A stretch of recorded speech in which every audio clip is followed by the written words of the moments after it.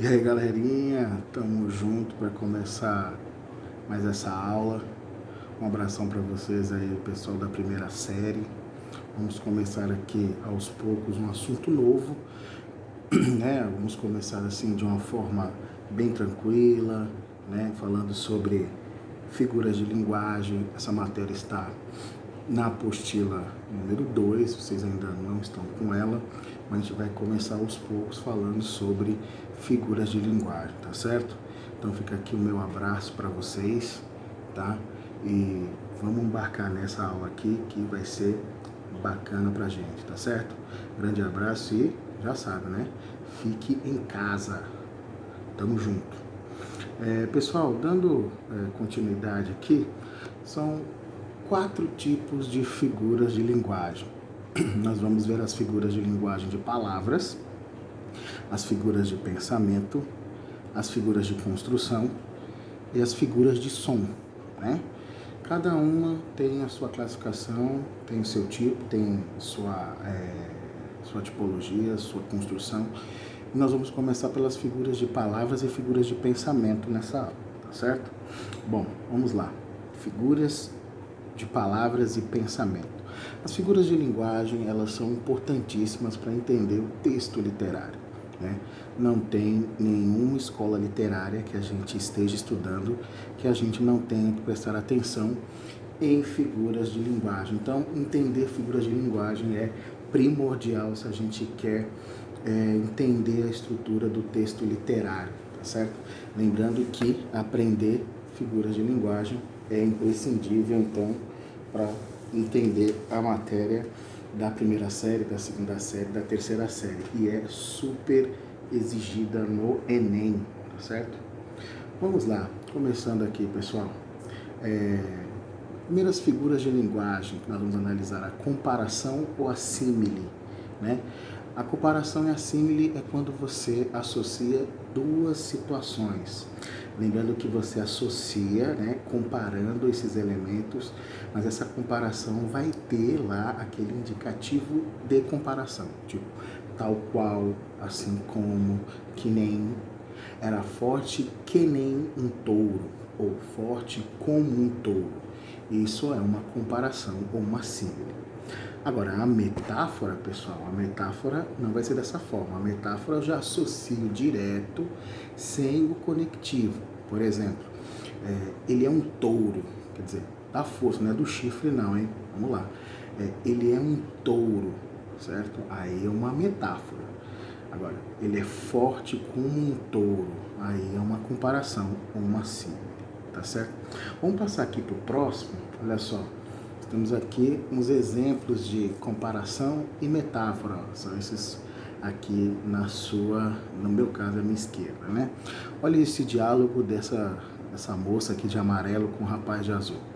Acorda, Armando, você não sabe que o amor é como uma flor? Veja bem a comparação. O amor é como uma flor. Então tem o conectivo ali de comparação. Isso é, então, a figura comparação ou símile. Ó, rapaz, o amor é como o motor do carro, Armando. Se não trocar o óleo e não cuidar da mecânica, uma hora ele não funciona mais. Veja que agora ela faz uma metáfora que o rapaz compreende. Desculpa, metáfora não, comparação, né? Porque ele usa o conectivo de comparação. Aqui nós temos agora o exemplo de metáfora, aqui os dois ratinhos aqui embaixo. Ó. Meu amor é uma caravana de rosas vagando num deserto inefável de paixão. Então aqui ele faz a associação do amor com a caravana de rosas, só que ele não usa nenhum conectivo de comparação, logo é uma metáfora. Pessoal, vamos voltar aqui mais uma vez, ó, no conceito catacrese e hipérbole. Bom, a catacrese é aquela figura de linguagem que, na ausência de um termo específico, você acaba tendo que utilizar um termo acessório, né? Tipo assim, não temos uma palavra específica. Por exemplo, a sua avó pede para que você não sente no braço do sofá. Mas, na verdade, o sofá não tem braço, né? Então, dizer braço do sofá é uma catacrese, tá certo?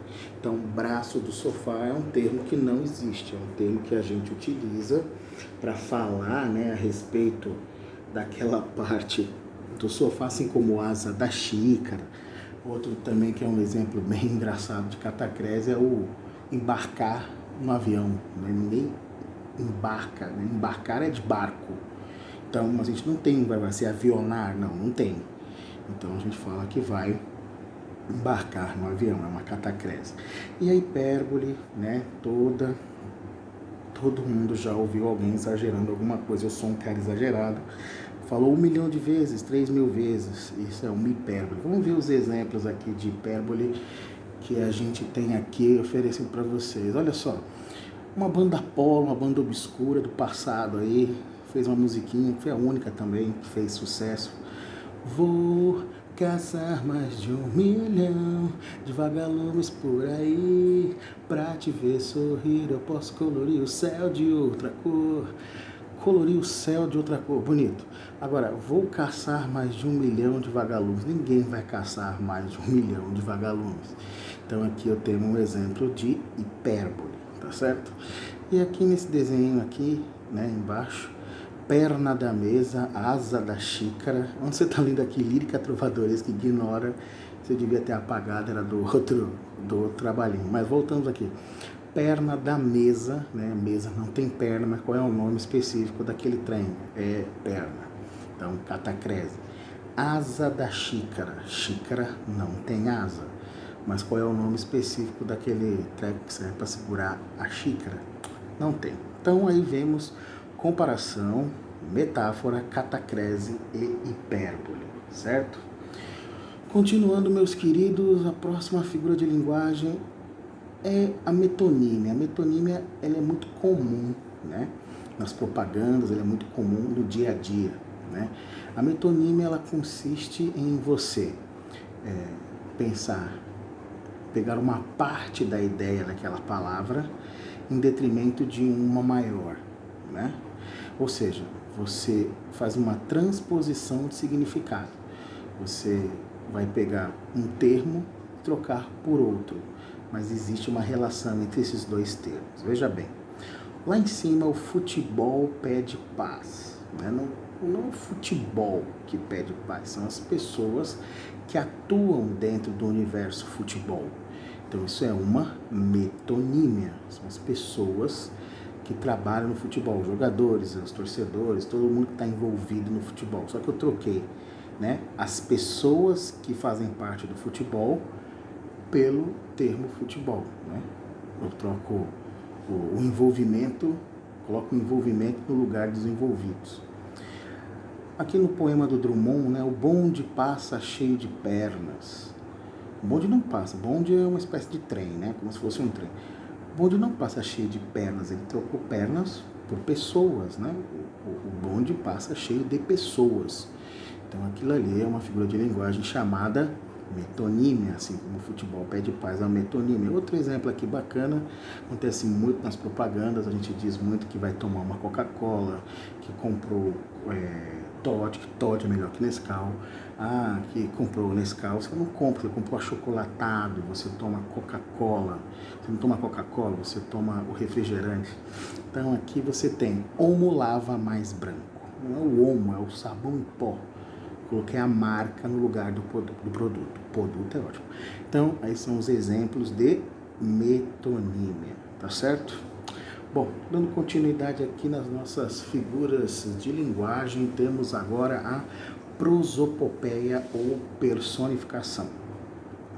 Você atribuir, né, uma característica humana a seres inanimados. A nossa querida Joelma, do saudoso Calypso, cantou: a lua me traiu, acreditei que era pra valer. A lua me traiu, a lua não trai ninguém. Então, nesse caso, trair é uma ação humana atribuída à palavra lua. Então, a lua fez alguma coisa. Lua é um ser inanimado. Agindo como um ser animado aí, ela se torna, então, uma característica humana, está sendo humanizada. Então, aí, nesse caso, eu tenho um exemplo de prosopopeia ou personificação. Os dois nomes são bem comuns aí nas atividades, tá certo? Ironia. Ironia, eu acredito que todo mundo já tem ouvido uma ironia na vida. Você agora aí de quarentena na sua casa, fazendo bagunça, deixando o prato em cima da mesa. Eu tenho certeza que a sua mãe falou assim, que lindo, tudo arrumado na minha casa, que felicidade. Claro que isso não coincide com a realidade. Então ela está falando uma coisa em detrimento de outra, né? Ela está quebrando a expectativa, e isso é uma ironia. Gostei dessa tirinha aqui, ironia. Olha só quem chegou, não está nem um pouco atrasado, o cara está totalmente atrasado. Sarcasmo, mais minha cara, chegou cedão para a reunião de amanhã. Isso, chegou cedo para a semana que vem. E o deboche também, muito clássico da minha parte, lá veio o prêmio Nobel da pontualidade. Então toda essa tirinha construída com a figura de linguagem ironia, tá certo? Continuando, pessoas, vamos aqui para a próxima. Eufemismo e sinestesia. Bom, o eufemismo, eu gosto muito do eufemismo, desse exemplo que eu vou dar, que num país como o nosso, tipo assim, desvio de verba da creche. Ninguém desviou a verba, parece que ela é sabe aquele filme, esqueci o nome agora, o do Neo, Jesus, esqueci o nome. Bom, vocês sabem, o filme do Neo lá, que as balas vêm assim, ele desvia, né? E tipo, desvio da verba, a verba vem, a creche anda de um lado, anda pro outro. Desvio de verba é um termo eufemístico, né? Tá trocando, tá atenuando a ideia, diminuindo o peso desagradável de dizer que roubaram o dinheiro da creche. Então isso é um eufemismo, você diminui, né? Olha esse poeminha do Camões aqui que a mãozinha tá segurando. Alma minha gentil que te partiste, tão cedo desta vida descontente, partiu da vida, repousa lá no céu, tipo, ela morreu. Só que ele não colocou no poema que ela morreu, ela partiu para o céu. Também é um exemplo de eufemismo, tá certo? Sinestesia. A sinestesia é um pouco complicada, mas ela é a ideia de você misturar, né, os órgãos e as sensações. Por exemplo, aquele tempero cheiro verde. Cheiro você sente com o olfato, verde você percebe com a visão. Então você está misturando cheiro verde, é uma sinestesia, sinestésico. Olha essa propaganda aqui, o Linda Beer, né? Achei interessante. Todas as cores da música. Bom, cores é uma coisa que você nota por qual órgão do sentido? A visão. E música você percebe com a audição, certo? Então, essa associação de cores da música pode ser uma associação sinestésica, né? Uma banda aí de pagode aí, bem trash, cantou uma musiquinha que dizia assim: o seu jeito é doce, o seu olhar é doce. Que lindo, né? É doce, seu jeito doce, olhar doce. Olhar você não percebe com o mesmo órgão do sentido que o doce. Doce é a gustação, olhar, você percebe seu olhar com a visão. Então essa mistura de elementos aí, né, dos órgãos do sentido, se chama sinestesia, ok?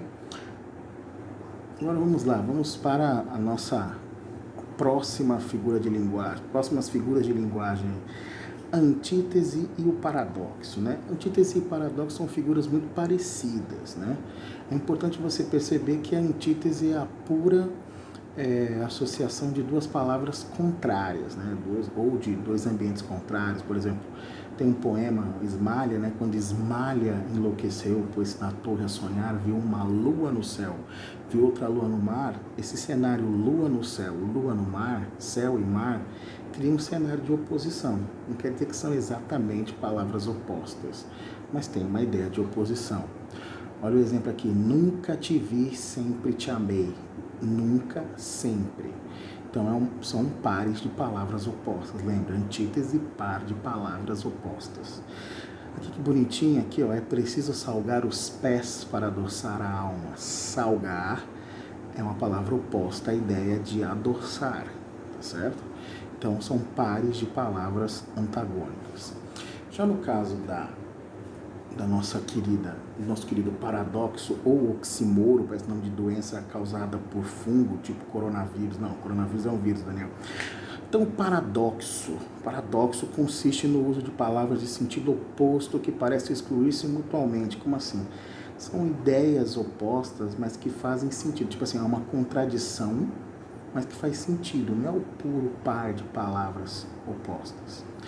Por exemplo, sonhando acordado e dormindo só para não perder o costume. É do Rashid aí, parece que é um rapper aí, vocês devem conhecer, eu não lembro agora do rapaz, mas sonhar acordado, não dá para sonhar e estar acordado, é como se fossem ideias opostas, mas sonhar acordado aí não faz um sentido dentro da música, então é uma contradição lógica, então um paradoxo, não é um mero par de palavras antagônicas, né, de palavras de sentidos opostos. Olha esse poema do Vinícius de Moraes, eu vou ler o poema para que vocês entendam a ideia do paradoxo. O nome desse poema é Operar em Construção, um poema muito bacana do Vinícius. Era ele que erguia casas, onde antes só havia chão, como um pássaro sem asas, ele subia com as casas que lhe brotavam da mão. Mas tudo desconhecia de sua grande missão. Não sabia, por exemplo, que a casa de um homem é um templo sem religião. Como tão pouco sabia que a casa que ele fazia, sendo a sua liberdade, era a sua escravidão. Olha só essa ideia aqui, que está até em vermelho aqui, ó. Que a casa que ele fazia, sendo a sua liberdade, era a sua escravidão. Perceba que a ideia do trabalho aqui, que é a liberdade, porque ele faz aquilo que a imaginação permite, mas ao mesmo tempo é uma escravidão, porque ele está ligado dentro da ideia do trabalho, ele precisa trabalhar, ele está preso a isso. Agora, liberdade e escravidão são termos opostos, certo? Certo. Antítese? Não. Veja que a ideia de ser a liberdade e a escravidão ao mesmo tempo, ela tem uma lógica. Eu não estou excluindo as duas, eu estou integrando as duas. Então, é uma oposição lógica, uma contradição lógica. Então ele fazia as casas que representava ao mesmo tempo uma ideia de liberdade, mas também era uma ideia de escravidão, tá? Então aqui, ó, antítese para vocês, né? Nunca te vi, sempre te amei, preciso salgar os pés para adoçar a alma. E o sonho do acordado e o liberdade e escravidão são exemplos de paradoxo. Pessoal, quero agradecer pela atenção de vocês, tá certo? Foi aqui um pouco rápido, mas vejam com calma, revejam esse vídeo, né? Eu estou enviando aí para vocês 5 exercícios para que vocês possam, 5 exercícios baseados nessas figuras de linguagem que eu passei, tá certo? E é isso, pessoal. Muito obrigado, até a próxima aí. Tamo junto sempre.